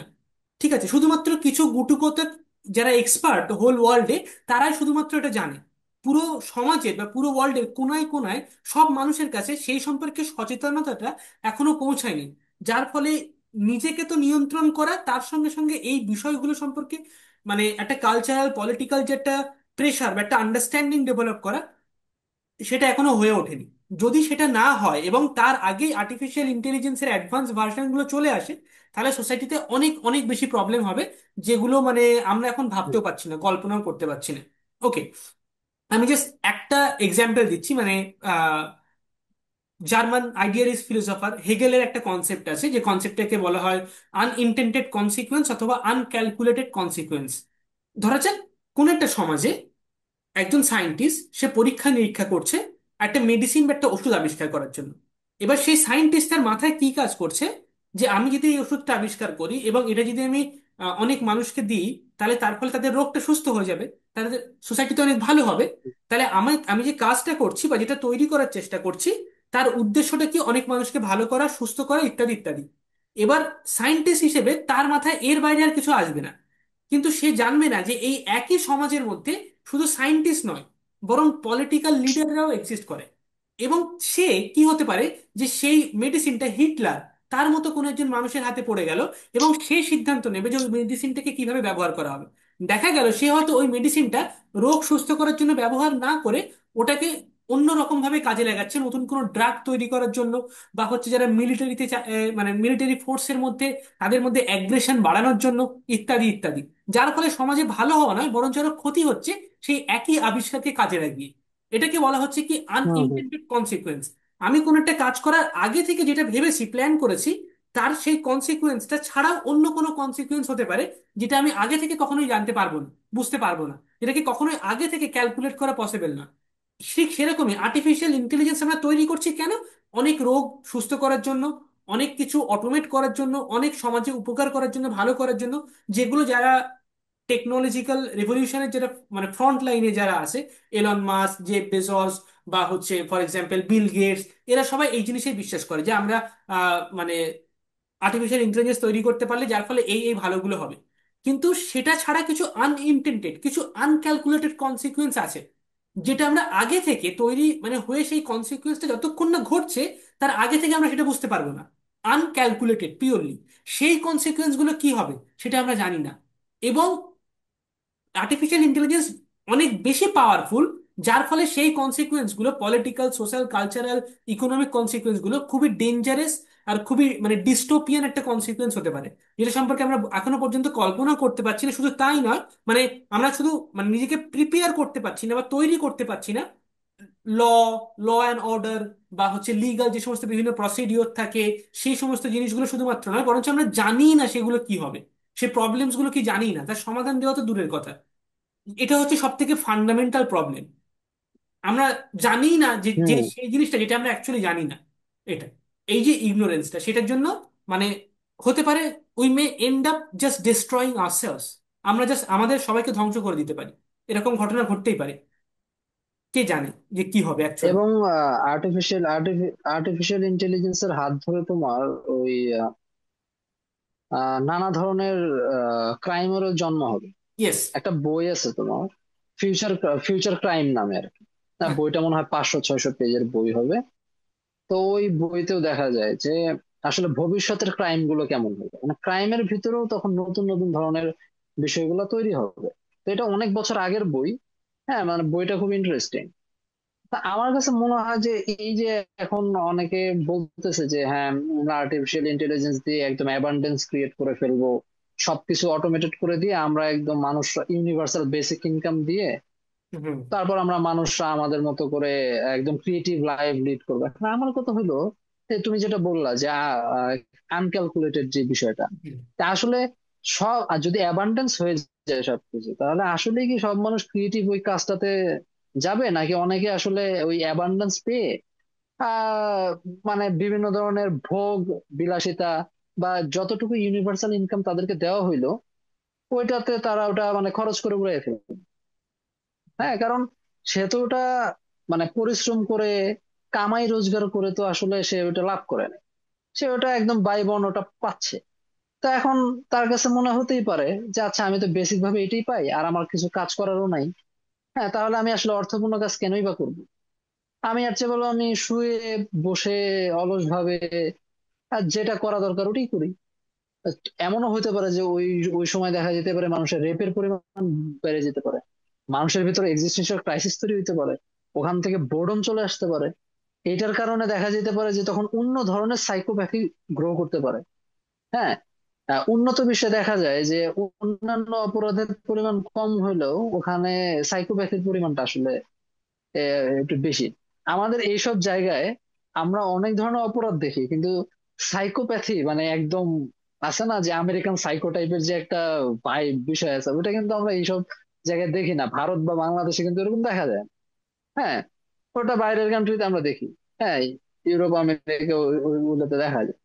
হ্যাঁ, যদিও আমাদের এখানে এখনো অনেকে সাইকোলজিক্যাল ইস্যু আছে, আমরা অ্যাড্রেস করি না, বাট এরকম কিন্তু জিনিসটা তৈরি হয়। তা আমার কথা হচ্ছে যে ইউনিভার্সাল বেসিক ইনকাম যদি ধরে দেওয়া হয়, মানে যারা এটা প্রমিস করতেছে আমাদেরকে যে আচ্ছা ইউনিভার্সাল বেসিক ইনকাম দিয়ে দিলাম, সবাই একটা ইনকাম পাবে, তো এখন ওই টাকাগুলো দিয়ে তারা আসলে কি করবে? হ্যাঁ, তো এই এই ব্যাপারটাও কিন্তু এখানে চলে আসে। তা আমি এই পডকাস্টটা দেখতেছিলাম যে আসলে অনেকে আবার মানে আমার কাছে মনে হয় যে যারা এই টেকনোলজিক্যাল ডেভেলপমেন্ট করতেছে, মানে যে যে ফিল্ডে, সে তো তার ওই ফিল্ডে দেখাবেই যে আমার আমার এই ফিল্ডের কাজের মাধ্যমে আমি মানুষের মঙ্গল করতেছি, আসলে সমাজ সভ্যতা এগিয়ে যাচ্ছে। হ্যাঁ, এটাই তো দেখাবে, এটা বেস করেই তো তাদের একটা ফিলোসফি আছে। ওই ফিলোসফি দিয়েই তো তারা এই জিনিসটা করবে বা ভ্যালিডিফাই করবে জিনিসটা। কিন্তু কিন্তু দিন শেষে দেখা যাচ্ছে যে অতিরিক্ত প্রযুক্তির ব্যবহারের কারণে প্রকৃতি ক্ষতিগ্রস্ত হচ্ছে কিন্তু। হ্যাঁ, কারণ প্রকৃতির সাথে মানুষের কিন্তু একটা যোগ, অনেক গভীর একটা সংযোগ আছে, হুম। ওটা কিন্তু আমরা হারিয়ে ফেলতেছি। হুম। হ্যাঁ, মানে যত বেশি আমরা এই সব প্রযুক্তির দিকে যাচ্ছি, শুধু বস্তু বস্তু বস্তু হয়ে যাচ্ছে, মানুষ তো রিল্যাক্সই হতে পারছে না। আগে তোমার মানুষ নর্মালি একটা গাছের নিচে বসে বা একটা প্রকৃতি দেখে সে ঠান্ডা হতে পারতো, একটা ওপেন স্পেস পেতো, কিন্তু এই সময়টাতে এসে আসলে দেখা যাচ্ছে যে সেটা হচ্ছে না। আমরা প্রকৃতি থেকে দেখা যাচ্ছে যে আরো সম্পদ, যত ধরনের ব্যাপার আছে ওইটা নিয়ে এই প্রযুক্তিতে খাটাচ্ছি। বিভিন্ন ধরনের আহ এই যে চ্যাট জিপিটি বলি বা যেটি বলি, এটাতে একটা প্রম্পট দিলে বা একটা সার্চ করলে আহ কত অনেক এনার্জি নাকি এখানে হুম। প্রয়োজন হয়। হুম। হুম। হুম। হ্যাঁ, হুম। লিটারকে লিটার পানি লাগে।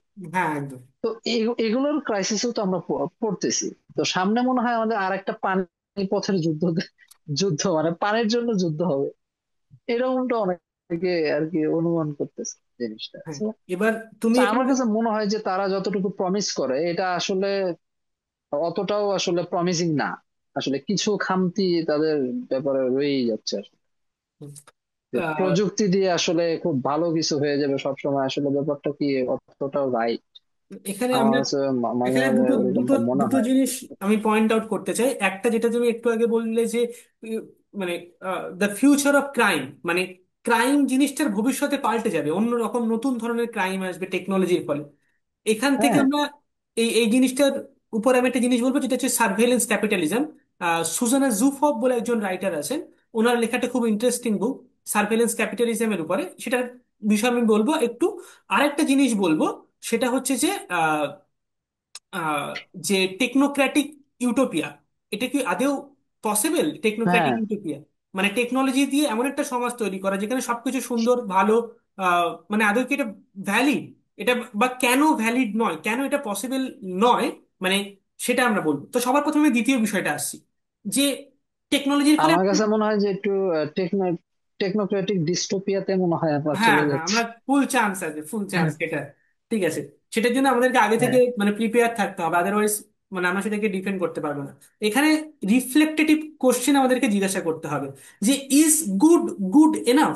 মানে যা কিছু আমরা ভালো বলছি, সেই ভালো জিনিসটা কি সত্যি আদৌ ভালো? কারণ আমরা এটা দেখতে পাই পৃথিবীর ইতিহাসে সব থেকে খারাপ জিনিসগুলোর উৎস বা সূচনা কোনো একটা ভালো জিনিসের মধ্যে অন্তর্নিহিত হয়ে আছে। ঠিক আছে, যেমন যদি আমরা ফর এক্সাম্পল হেগেলের যে কনসেপ্ট অফ জেইস্ট যদি আমরা দেখি, each idea produce or creates its own opposition. মানে আমরা এমন একটা জগতে বেঁচে আছি যেখানে ideas opposition. Hmm. Ideas turns into its own opposition. একটা খুব ছোট উদাহরণ নিই প্রথমে, তারপর বড় উদাহরণ নিচ্ছি। একটা ছেলে আর একটা মেয়ে, তারা একে অপরকে খুব ভালোবাসে, মানে বিরাট প্রেম, একেবারে ঘনিষ্ঠ, মাখো মাখো ভালোবাসে। কিন্তু দেখা গেল তাদের হুম। 10 বছর পরে কি হুম। একদম চোখের নজরে দেখতে পারে না একে অপরকে, মানে বিতৃষ্ণা, ঘৃণা, হুম। রাগ। তাহলে কি আইডিয়া অফ লাভ বা ভালোবাসা সেটা তার পাল্টে গেছে এমনটা নয়, বরং তার পুরো উল্টো, তার যে ইনভার্স সেই রূপটাকে অ্যাচিভ করে নিয়েছে, পুরো জিনিসটা উল্টো হয়ে গেছে। ঠিক আছে, যদি আমরা একটা বড় প্রেক্ষাপটে যদি আমরা ভাবি পৃথিবীর ইতিহাসে, যেমন ফর এক্সাম্পল খ্রিশ্চিয়ানিটি, খ্রিশ্চিয়ানিটি যদি আমরা 10 কমান্ডমেন্টস পড়ি, 10টা যে কমান্ডমেন্টস দেওয়া হয়েছে, মানে সব থেকে ফান্ডামেন্টাল যেটা খ্রিশ্চিয়ানিটির ধারণা বা বিশ্বাস, সেখানে বলা হচ্ছে love your neighbour as your self, love your enemy. ঠিক আছে, এই ধরনের স্টেটমেন্ট দেওয়া হচ্ছে। কিন্তু খ্রিশ্চিয়ানিটি জিসাস ক্রাইস্ট মারা যাওয়ার মানে কিছু মানে কয়েক শতক পর কি হলো, মানে ক্রুসেড, মানে তারপরে যখন টাইম এলো তখন কি হলো, যদি তুমি খ্রিস্টান ধর্ম গ্রহণ না করো, যদি তুমি জেসাসকে না মানো, তাহলে তুমি হচ্ছে অ্যান্টি ক্রাইস্ট এবং তোমাকে মেরে ফেলা হবে। তাহলে কি, যে ধর্মতে বলা হয়েছে love your neighbour as your self, love your enemies, ঠিক আছে, সেই ধর্মটিকে প্রমোট করার জন্য যদি তুমি সেটা বিশ্বাস না করছো, তাহলে তোমাকে মেরে ফেলা হচ্ছে। তাহলে লাভের ঠিক মানে ঠিক হত্যা করা অপোজিট, হলো। পুরো উল্টো আইডিয়াটা চলে এসছে। একই রকম ভাবে যদি আমরা ফ্রেঞ্চ রেভলিউশন হুম। দেখি, সব থেকে ক্লাসিক এক্সাম্পল, ফ্রেঞ্চ রেভলিউশন মানে কি, মানে আমরা আপার ক্লাস সোসাইটি, মানে যারা মালিক শ্রেণী, তাদেরকে সরিয়ে দেব, দিয়ে আমরা মুভমেন্ট করব। ঠিক আছে, ইটস অ্যাবাউট ফ্রিডম, স্বাধীনতা পাওয়া। ঠিক আছে, ইটস অ্যাবাউট হুম। মানে লিবারাল হওয়া। ঠিক আছে, ফ্যাটার্নিটি, ইকুয়ালিটি, লিবার্টি। লিবার্টি। ঠিক আছে, কিন্তু যদি আমরা ফ্রেঞ্চ রেভলিউশন কয়েক শতক পরে গিয়ে দেখি, তাহলে কি দেখতে পাচ্ছি? ফুল অফ টেরর, লোকজন ভয়ে আতঙ্কে আছে, হ্যাঁ। মানে সেখানে যা নয় তাই হচ্ছে। তাহলে পুরো আইডিয়া যেখানে ইকুয়ালিটি, লিবার্টি, ফ্র্যাটার্নিটি ছিল, সেটা পুরোটা তার উল্টো অপোজিট ধারণাটা চলে এসেছে।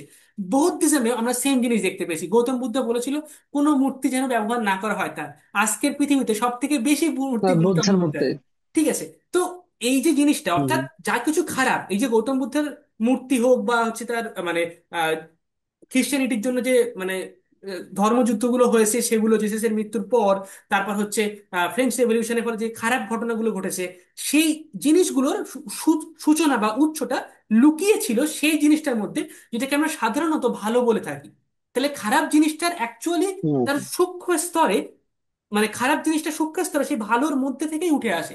তাহলে এই যে আমরা ভাবছি, ঠিক আছে, যে একটা ইউটোপিয়ান সোসাইটি তৈরি করবো বা আর্টিফিশিয়াল ইন্টেলিজেন্স একটা অ্যাবসলিউট ক্রিয়েশন হবে, মানে একটা ফাইনাল একটা ফর্ম, একটা ফাইনাল অ্যালগোরিদম আসবে, একটা পারফেক্ট অ্যালগোরিদম, যেটা দিয়ে আমরা হুম। সবকিছু সমাধান করে ফেলতে পারবো। ওয়ার্ল্ডের সমস্ত প্রবলেম, রোগ, ডিজিজ, সমস্ত system, institution, legal laws and so on. এই যে একটা মানে একটা টেকনোক্র্যাটিক ইউটোপিয়া, একটা আদর্শ সমাজ যেটা টেকনোলজির উপরে বেসড, একটা আদর্শ সমাজ। সেই যে জিনিসটা যে ভালো, একটা অতিরিক্ত একটা আশাবাদী হওয়া, এই জিনিসটার মধ্যেই হতে পারে ভবিষ্যতে সেই খারাপ ঘটনাগুলোর সূচনাটা লুকিয়ে আছে। তো যে ভালো জিনিসটা নিজেও পুরোপুরি ভালো নয়, মানে যেটাকে আমরা ভালো বলি সেই ধারণাটা অ্যাবস্ট্রাক্ট, সেই ভালো জিনিসটাও অ্যাকচুয়ালি পুরোপুরি ভালো নয়। Is good good enough maybe no. ঠিক আছে, এটা হচ্ছে প্রথম বিষয়। দ্বিতীয় বিষয় আমি আসি সার্ভেলেন্স ক্যাপিটালিজমের কনসেপ্ট, যেটা সুজানা জুফব পয়েন্ট আউট করেছে, মানে খুব ইন্টারেস্টিং কনসেপ্ট। সেটা হচ্ছে যে এই যে ফর এক্সাম্পল নতুন যে ইকোনমি, সবার প্রথমে ইন্ডাস্ট্রিয়ালিস্ট রেভলিউশন হলো, আহ, তারপর মানে ক্যাপিটালিজম, নিও ক্যাপিটালিজম, ইনফরমেশন ক্যাপিটালিজম, এখন হচ্ছে সার্ভেলেন্স ক্যাপিটালিজম। সার্ভেলেন্স ক্যাপিটালিজম মানে কি? মানে আমাদের কাছে যে মোবাইল ফোনটা আছে সেটার মাধ্যমে আমাদের উপরে কন্টিনিউয়াসলি মনিটরিং করা হচ্ছে। যেমন হচ্ছে তোমার জর্জ অরওয়েলের 1984 বইটাতে যেমন বিগ ব্রাদার ছিল না? ঠিক হুম। আছে, যে মানে কন্টিনিউয়াসলি সবকিছু মনিটর করে বিগ সবসময় ব্রাদার দেখতে। Is watching you. হ্যাঁ, big brother is watching you, ঠিক আছে। তো সেই জিনিসটা মানে আমি কোন রেস্টুরেন্টে খেতে যাচ্ছি সেটা গুগল জানে, তার লোকেশন অন করা আছে, আমার সমস্ত ডেটা, যে কোনো অ্যাপ ইনস্টল করতে গেলে কুকিজ চায়, ডেটা অ্যাক্সেস চায়, গ্যালারির ফটো অ্যাক্সেস চায়। কেন? হ্যাঁ। আমার গ্যালারির ফটো নিয়ে তোমার কি কাজ ভাই? ঠিক আছে, তার অ্যাক্সেস আমি কেন দেবো? আমার পার্সোনাল ইনফরমেশন, আমি কি ছবি তুলছি, আমি কোথায় খেতে যাচ্ছি, আমার কত সালে জন্ম হয়েছে, বা হচ্ছে আমি কোন জামা প্যান্ট শপিং করছি, আমি অ্যামাজন থেকে বই কিনি, তো যে বইটা হয়তো আমি 2 বছর পরে কিনবো, অ্যামাজন জানে আমার বই কেনার প্যাটার্নটা কিরকম, আমাকে আগে থেকে সেই বইটা, যেটা আমি এখন কিনতে চাই না, আমাকে রেকমেন্ডেশনে দিয়ে দিয়ে দিচ্ছে অটোমেটিক্যালি। ঠিক আছে, আমি অ্যামাজন থেকে আর কিছুই কিনি না। তো অ্যামাজন আমাকে সিডিউস করছে, যেটা আমি 6 মাস পরে কিনতাম সেটা এখনই কেনা, সেই টাকাটা হয়তো আমি এখন অন্য কোথাও খরচ করতাম। তাহলে এই যে কন্টিনিউয়াসলি আমার সম্পর্কে তথ্য জোগাড় করা হচ্ছে ইন্টারনেটে, আমার একটা প্রোফাইল তৈরি করা হচ্ছে, আমি কি খাচ্ছি, কোথায় যাচ্ছি, কি দেখছি, কোথায় ক্লিক করছি, স্ক্রোল করার সময় কতক্ষণ আমি সেখানে দাঁড়াচ্ছি, তারপর আবার স্ক্রোল করে কতটা নিচে যাচ্ছি, তারপর আবার কতক্ষণ দাঁড়াচ্ছি, একটা ভিডিও কতক্ষণ দেখছি, একটা কোনো পেজে ক্লিক করলে কতক্ষণ দেখছি, প্রত্যেকটা তথ্য প্রত্যেকটা জিনিস ডিটেলসে আসে। এবং এই যে আমি ফেসবুক ইউজ করতে গেলে আমাকে ফেসবুককে কোনো টাকা দিতে হচ্ছে না, ইউটিউব ইউজ করতে গেলে ইউটিউবকে কোনো টাকা দিতে হচ্ছে না, ইনস্টাগ্রাম ইউজ করতে গেলে কোনো টাকা দিতে হচ্ছে না, কিন্তু আমি ফ্রি অফ কস্ট যে ইউজ করতে পারছি, তার পরিবর্তে তারা কি নিচ্ছে আমার থেকে? আমার তথ্যগুলো, এই সমস্ত ইনফরমেশনগুলো, সেই ইনফরমেশনটা একটা প্রোফাইলের মতো, সেই যে তথ্যগুলো, সেটা আমার অজান্তেই অন্য কোনো একটা কোম্পানির কাছে বিক্রি করে দেওয়া হচ্ছে। একটা কোনো কসমেটিক কোম্পানি, কোনো বইয়ের কোম্পানি, কোনো জুতোর কোম্পানি, এবং তারা তাদের প্রোডাক্টটাকে অ্যাডভার্টাইজমেন্ট দেখাচ্ছে সেই তথ্যের উপর নির্ভর করে, যাতে করে সেই একটা যেন আমার কাছে এসে পৌঁছায়। যার যেমন প্রোফাইল তৈরি হচ্ছে, যার যেমন তথ্য সে দিয়েছে, সে সেই অনুযায়ী তার কাছে মানে অ্যাডভার্টাইজমেন্ট আসছে। তাহলে আমার অজান্তেই আমার আমি একটা এখন প্রোডাক্ট হয়ে গেছি, মানে আমার চেতনাটা বা আমার অ্যাটেনশনটা একটা প্রোডাক্ট, যেটা বিক্রি করা হচ্ছে অন্য কোম্পানিসের কাছে, যাতে করে সে আমাকে অ্যাডভার্টাইজমেন্ট দেখাতে পারে। যেটা কে করছে? গুগল, ফেসবুক, ইনস্টাগ্রাম, মেটা, এভরিথিং, মানে সবাই, ইউটিউব। ঠিক আছে। এবং এই জিনিসটা কি করে বেসড, মানে কোথায় বেসড? কারণ এটা হচ্ছে সার্ভেলেন্সের উপরে বেসড। কন্টিনিউয়াসলি আমাকে মনিটর করা হচ্ছে, আমি কোথায় যাচ্ছি, কি খাচ্ছি, কোথায় ক্লিক করছি, কতক্ষণ দাঁড়াচ্ছি, কতক্ষণ ইন্টারনেটে ইউজ করছি, কখন মোবাইল ফোন অন করি, কখন অফ করি, কখন কোন অ্যাপে যাই, কখন কোন লোকেশন পাল্টাচ্ছি, কোন জিনিসটা সার্চ করছি, ইত্যাদি ইত্যাদি। সেটাকে কন্টিনিউয়াসলি মনিটরিং করা হচ্ছে, ওয়াচ করা হচ্ছে, সেই তথ্যটাকে স্টোর করে সেটাকে বিক্রি করা হচ্ছে। এটাকেই বলা হচ্ছে কি সার্ভেলেন্স ক্যাপিটালিজম। পুরো ক্যাপিটালিস্টিক সোসাইটি মানে পুঁজিবাদ সমাজটা, পুরো টাকা পয়সাটা, ইকোনমিক্সটা বেসড হয়ে যাচ্ছে এই সার্ভেলেন্স করার উপরে, একটা সিসিটিভি ক্যামেরার মতো।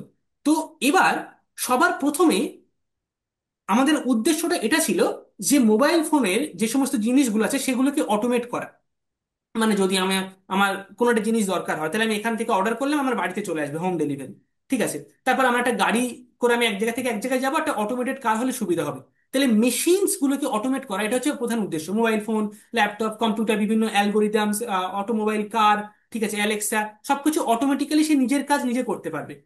এটা ছিল প্রাথমিক উদ্দেশ্য মেশিনস সম্পর্কে, অ্যালগোরিদম সম্পর্কে, টেকনোলজি সম্পর্কে, যাতে করে সেই টেকনোলজি যেন নিজেই নিজেকে পরিচালনা করতে পারে আমাদের সাহায্য ছাড়াই। এটা হচ্ছে প্রাথমিক উদ্দেশ্য ছিল। কিন্তু এখন উদ্দেশ্যটা পাল্টে গেছে। এখন কি হয়েছে? আগে কি হচ্ছিল? আমার থেকে তথ্য বা ডেটা নিয়ে স্টোর করা হচ্ছিল, তারপর সেই তথ্যটাকে বিক্রি করা হচ্ছিল অন্য কোম্পানির কাছে। কিন্তু এখন কি করা হচ্ছে? সেই তথ্যটা নেওয়া হচ্ছে, শুধু তাই নয়, অন্য কোম্পানির কাছে বিক্রি করা হচ্ছে, শুধু তাই নয়, বরং সেই কোম্পানিটার মাধ্যমে আমাদের মধ্যে নতুন একটা তথ্য বা নতুন একটা প্যাটার্ন আমার মাইন্ডের মধ্যে ইনস্টল করার চেষ্টা করা হচ্ছে।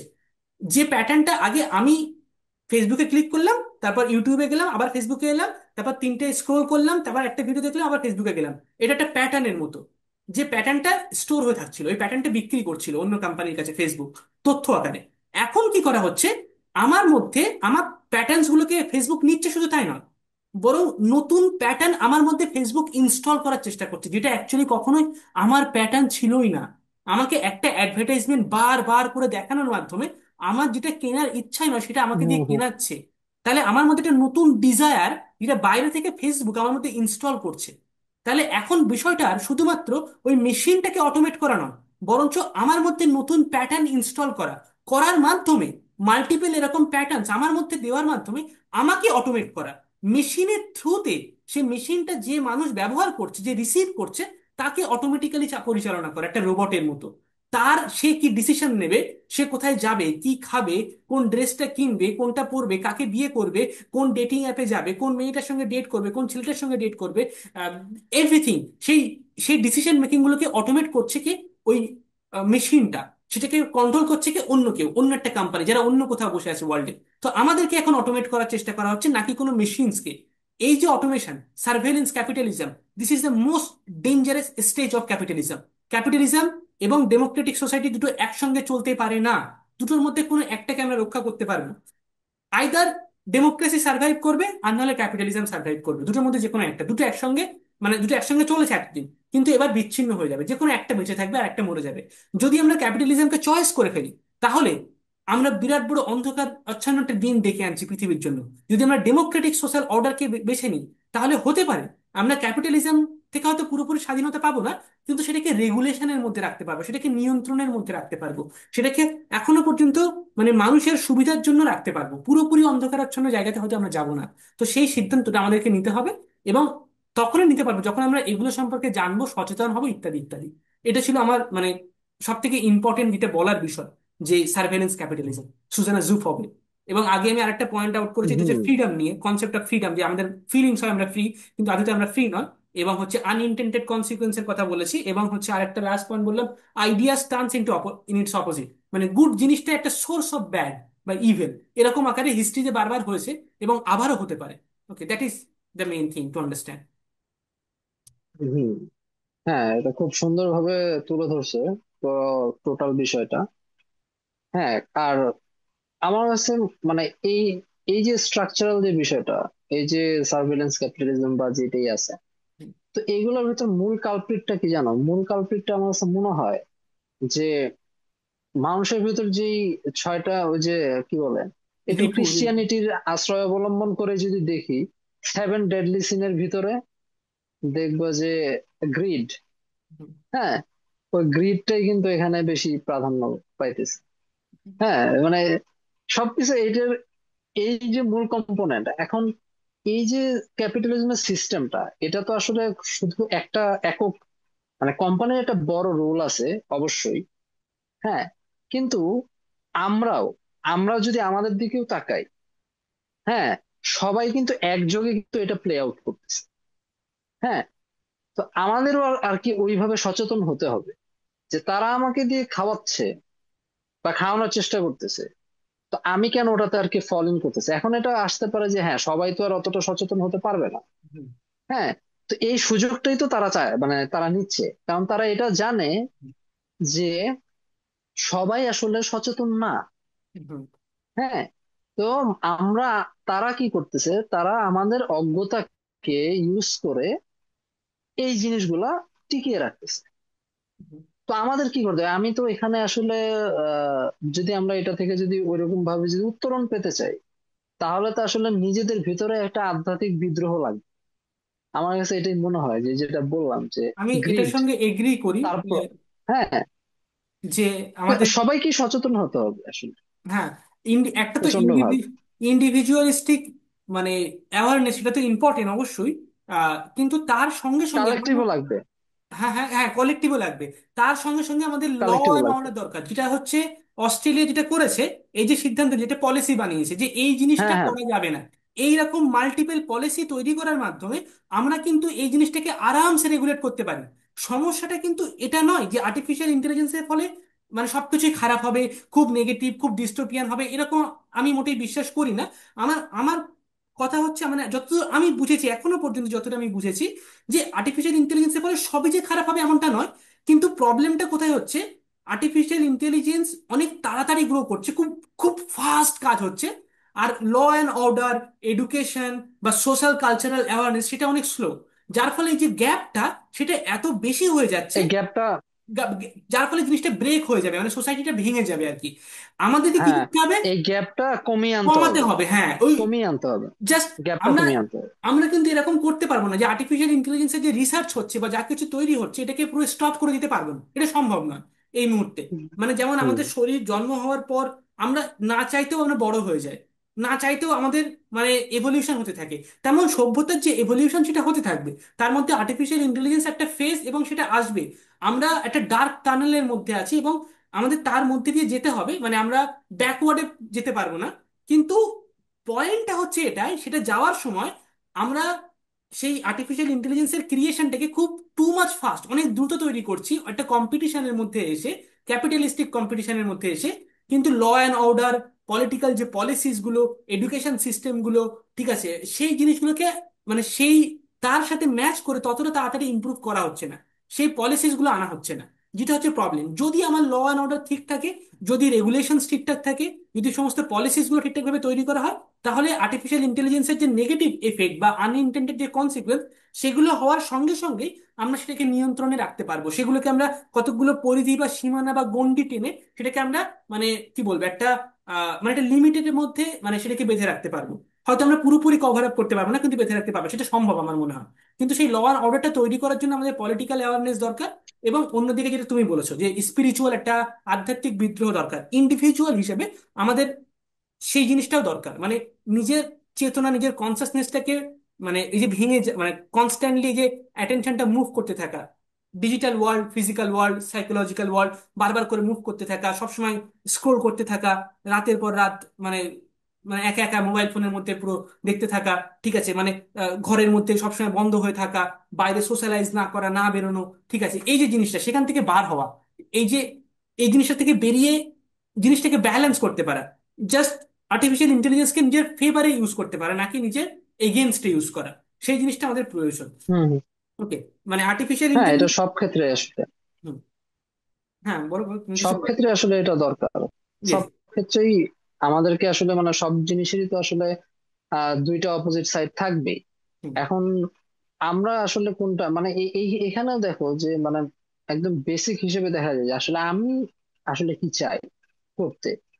হ্যাঁ, আমি আসলে কিভাবে জিনিসটা দেখতে চাই, মানে আমাদের আসলে এখানে দুইটা ফাইট হচ্ছে। এখনো নিজেদের প্রবৃত্তি, যেটা খুব ন্যাচারালি আমাদের ভিতরে চলে আসে, ওইটা। আর একটা হলো নিজেকে গড়ে নেওয়ার যে একটা প্রচেষ্টা, নিজেকে নিজে গড়ে নিয়ে যেই ব্যাপারটা আমরা অর্জন করি, হ্যাঁ, ওইটার একটা প্রচেষ্টা। তো এই দুইটার সাথে আমাদের লড়াই হচ্ছে আর কি। প্রবৃত্তির বিষয়টা হচ্ছে যে এটা একদম বাই ডিফল্ট। হ্যাঁ, মানে কোনো কিছু হইলে না হলে আমরা ওটাই করবো বারবার, যেটাই হোক। হ্যাঁ, ওটা আমাদের বাই ডিফল্ট নেই। আর একটা হচ্ছে যেটা আমরা গড়ে নিই, তা আমাদের এই গড়ে নেওয়ার প্রয়াসের ভিতরে আসলে থাকতে হবে। হ্যাঁ, যেটা আসলে ওই এক্সিস্টেন্সিয়াল ফিলোসফাররা বলে যে নিজেকে আসলে গড়ে নিতে হবে।